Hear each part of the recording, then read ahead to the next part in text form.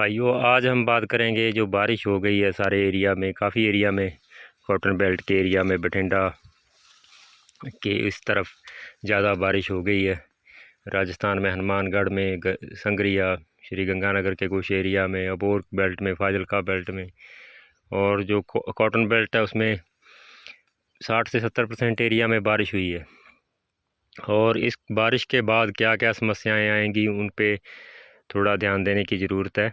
कौन कौन सी समस्याएं इस बारिश के बाद हमें देखने को मिल सकती हैं और कौन कौन से प्रबंधन की ज़रूरत पड़ेगी अब बारिश के मौसम के बाद। भाइयों, सबसे ज़रूरी, जिस एरिया में कई किसान भाइयों ने पानी लगा रखा था फसल को और ऊपर से भारी बारिश हो गई है, उसमें क्या समस्या आएगी? उसमें ज़्यादा समस्या आएगी जो अपना पोषक तत्व है वो उनके लीच डाउन होने की। और पोषक तत्वों में जो ज़्यादा पानी भराव के कारण जो समस्या आएगी वो आएगी यूरिया की, और दूसरी है सल्फ़र की, और तत्वों की भी कमी आएगी जैसे पोटाश की। इन 3-4 तत्वों की हमें पूर्ति करने के लिए अब ध्यान देना पड़ेगा, और सबसे ज़रूरी है कि इन तीनों तत्वों की, और चौथा तत्व है अपना मैग्नीशियम, इसकी पूर्ति करें। ये फसल अपनी बेड पे लगी हुई है, ये बेड बने हुए हैं, परमानेंट ही बेड है, इनको डिस्लॉज खराब नहीं किया गया, इसमें ये समस्या नहीं है। और जिस एरिया में जल भराव ज़्यादा हो गया उसमें है, लेकिन आपको बताना चाहता हूँ कि क्या मैनेजमेंट करें जिससे ये समस्या अपनी हल हो जाए। एक तो न्यूट्रिशन की जो स्प्रे है अपनी 13-045, उसमें हम कर सकते हैं, साथ में यूरिया और मैग्नीशियम 1 किलो 13-045, 1 से 1.5 किलो, 1 किलो यूरिया और आधा किलो से लेके 1 किलो तक मैग्नीशियम, इसका इस्तेमाल करें। इस अवस्था में जब भी आपको समय मिलता है, बारिश के तुरंत बाद होनी चाहिए ये स्प्रे। पत्ते काफ़ी अच्छे से धुल गए हैं और जिसकी वजह से ये स्प्रे पूरा काम करेगी अब। और दूसरी जो सल्फ़र की कमी है, सल्फ़र की कमी के लिए हम सल्फ़र बेस किसी फंगीसाइड का इस्तेमाल कर सकते हैं। बहुत से सल्फ़र प्लस टेबुकोनाजोल ग्रुप में जो अपने फंगीसाइड आ रहे हैं उनका इस्तेमाल करके हम सल्फ़र की कमी से भी निपटारा कर सकते हैं। और जो दूसरी बीमारी है अपनी फंगस की, क्योंकि मॉइस्चर ज़्यादा हो गया है, मॉइस्चर से, और जब फसल की बढ़वार ज़्यादा हो जाती है उस वजह से हवा पूरी निकासी नहीं होती पौधों के बीच में से और फंगस आ सकती है। उसके लिए एक फंगीसाइड हमें करना ही पड़ेगा, या तो वो कॉपर बेस करें या फिर वो सल्फ़र प्लस टेबुकोनाजोल हारू के नाम से, या कोई और बहुत सी कंपनियों के अलग अलग नाम से आते हैं। हारू एक एग्जांपल दे रहा हूँ आपको मैं, उस टाइप के बहुत सी कंपनियों के जो सल्फ़र बेस फंगीसाइड हैं जिसमें 65% 68% सल्फ़र होती है, वो कर सकते हैं। नहीं तो आप दूसरा ब्लाइटॉक्स कर सकते हैं, और वो फंगस से निपटेगा। और दो समस्याएं आएंगी, पत्ता गलता है, जैसे ड्रॉप्स बनते हैं, वाटर ड्रॉप्स बनते हैं, लहर की तरह अगर पत्ते में निशान दिखाई देते हैं, बूंद की तरह, जैसे बूंद गिरी हो और पत्ता गल रहा है, वो बैक्टीरियल ब्लाइट और एक दूसरी अल्टरनेरिया ब्लाइट आती है, इस पर फंगस आती है, उसकी वजह से हो सकता है। उसके लिए हम कोई भी फंगीसाइड यूज़ करेंगे तो वो कंट्रोल हो जाएगा। पहली काम जो करने वाला है, सबसे पहले हमें न्यूट्रिशन देना है इसको, पौधे को, ताकि जो ऊपर फल है उसको ड्रॉप ना कर दे। क्योंकि एक तो पानी आ जाएगा ज़्यादा, इसके पास पानी मिल गया, और दूसरा खुराक की कमी होगी तो वो पहला फल जो अपना बना रहा है उसे बचाने के लिए जो ऊपरी हिस्से वाला फल है उसको सारे को गिरा देगा। उसके लिए 13-045, मैग्नीशियम, यूरिया, ये तीनों का ध्यान रखें। और सल्फ़र बेस फंगीसाइड का अगर चयन करेंगे तो ऊपर से अगर पत्ते पीले पड़ते हैं, जिस एरिया में बहुत पीला हो जाता है, तो वहाँ सल्फ़र बेस फंगीसाइड आप कर सकते हैं। और जो बैक्टीरियल लीफ ब्लाइट है, अगर हमें फंगीसाइड की ज़रूरत नहीं है और हम दूसरा 13-045 और खुराक की तत्वों की पूर्ति के लिए खाद की स्प्रे कर रहे हैं, तो उसमें हम या तो बैक्टीरिया नाशक आता है मल्टीप्लेक्स का, उसका इस्तेमाल कर सकते हैं, सेप्ट्रोसाइक्लिन का इस्तेमाल कर सकते हैं, बायोमाइसिन आता है उसका इस्तेमाल कर सकते हैं। ये 3-4 जो अपने बैक्टीरिया साइड हैं उनका इस्तेमाल करके अपनी फसल को सुरक्षित कर सकते हैं इन बीमारियों से। और उसके बाद जो समस्या आएगी वो है ये गुलाबी सुंडी का कई एरिया में अटैक है।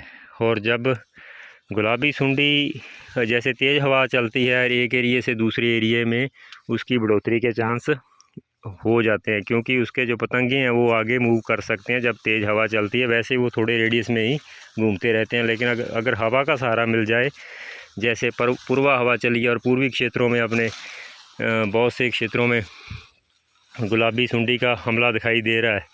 कुछ तो नॉन बीटी मिला हुआ है उन पौधों पे भी है, और कई एरिया में सीरियस हमला भी है, जो बीटी पौधे हैं उन पे भी हमला है। उसके कंट्रोल के लिए जो स्पारशुदा जहरें हैं उनका इस्तेमाल आपको करना चाहिए। प्रोफेनोफॉस है, वो थोड़ी सी सख्त है, मानते हैं हम किसान भाई, लेकिन सिफारिश में है प्रोफेनोफॉस भी। उसी के साथ है हमारी फेम आती है 40 ml, उसका इस्तेमाल कर सकते हैं। अवांट है, उसका इस्तेमाल कर सकते हैं। ट्रेसर का भी इस्तेमाल कर सकते हैं। जो अपनी पुरानी सुंडी वाली सभी दवाओं का इस्तेमाल कर सकते हैं। और जो 8-10 दिन बाद, और इसमें एक और बात है भी, अगर हमारे सफ़ेद मच्छर काफ़ी दिखाई दे रहा है और सुंडी का हमला भी आसपास के एरियो में दिखाई दे रहा है, तो हमें ईथियान का छिड़काव कर देना चाहिए। 7 से 800 ml जो प्रति एकड़ के हिसाब से हम ईथियान का छिड़काव करेंगे तो सफ़ेद मच्छर, माइट और जो छोटे पतंगे वो लाल जो अपने एक लाल कीड़ा पड़ जाता है इंसेक्ट, वो एक काले वाला जो छोटे पतंगे हैं वो पड़ते हैं, उनसे भी बचाव हो जाएगा और गुलाबी सुंडी पे भी बचाव हो जाएगा। ईथियान भी अच्छा विकल्प है जिस एरिया में ज़्यादा खतरा नहीं है दूसरा अपना गुलाबी सुंडी का। इन चीज़ों का ख़ास ध्यान रखें, क्योंकि अब लास्ट स्टेज पे ही समझ लो, अब 15-20 दिन का जो मेन पीरियड है फल बनाने का वो ही रह गया है। उसके बाद जो टिंडे बनेंगे वो इतना प्रभावित नहीं करते फसल के उत्पादन को।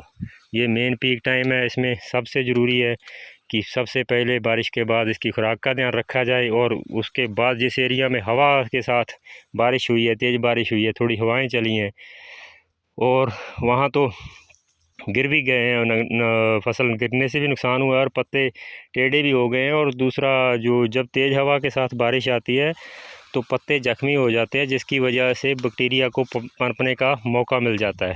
बैक्टीरिया जैसे जब जख्मी होता है पत्ता या टहनी, उसकी वजह से बैक्टीरिया वो तेज़ी से फैलने का मौका मिल जाता है, क्योंकि वो सीधा डायरेक्ट एंटर हो जाता है पौधे में, और जिसकी वजह से वो पौधे का नुकसान करता है। बैक्टीरियल ब्लाइट है जो बहुत तेज़ी से फैलती है, हम सभी फसलों में देखते हैं बहुत तेज़ी से बैक्टीरियल ब्लाइट का अटैक आता है।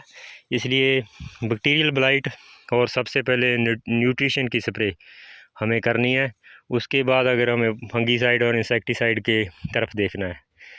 और सबसे ज़रूरी जो बात है, अभी तो बारिश हुई है तो सबसे ज़रूरी जो काम करने वाला है वो यही है कि उसको अगर यूरिया भी दे सकते हैं आप, अगर पानी दे रहे हैं, कई एरिया में बारिश के बाद पानी दे रहे हैं हम, तो बारिश के पानी के साथ यूरिया भी दे सकते हैं। और अगर पूरा ज़मीन में नमी है तो वैसे भी यूरिया का छिड़काव 10 से 15 किलो हम प्रति एकड़ 25 किलो तक भी कर सकते हैं अपनी फसल की कंडीशन। और उसका अगर नॉर्मल कलर है उसका मेंटेन किया हुआ है तो उसको यूरिया कम डाल दें।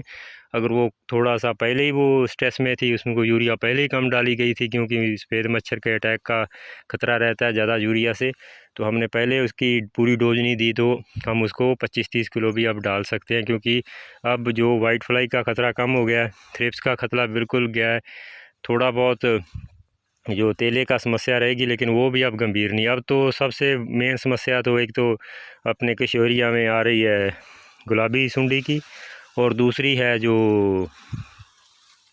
ये आएगी फंगस की।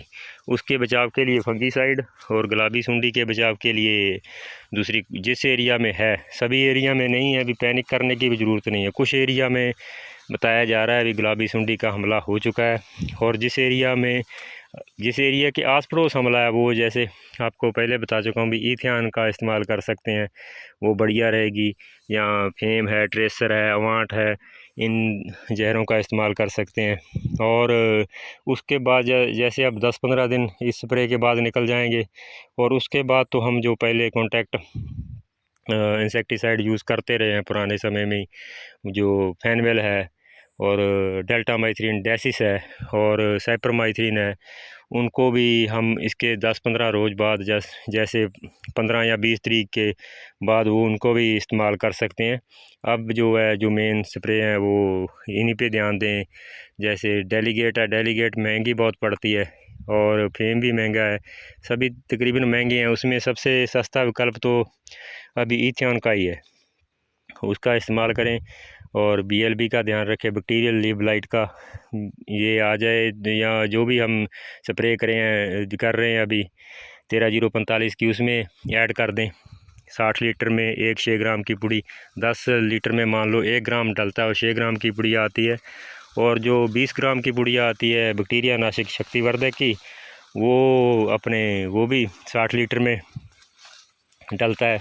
और एक आता है अपने दूसरा बायोमाइसिन, या वो कासूबी के नाम से, बायोमाइसिन के नाम से आता है, वो 1 ml प्रति लीटर डलता है।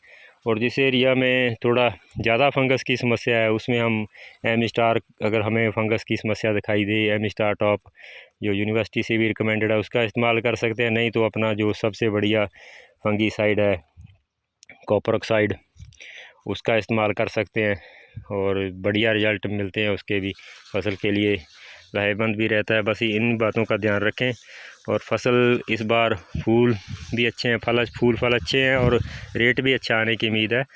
और अभी सभी भाइयों से मेरी एक विनती है कि अपने चैनल को सब्सक्राइब करें जिन्होंने नहीं कर रखा, और आगे शेयर करें, क्योंकि जो हमारा मकसद है, हम जो समय पर जिस चीज़ की ज़रूरत है वो ही बात आपको उसी टाइम बताते हैं, और जिसकी वजह से हम अलर्ट हो जाएं और जो अपना खेती में नुकसान हो जाता है कई बार, उससे बचें। बहुत धन्यवाद भाइयों।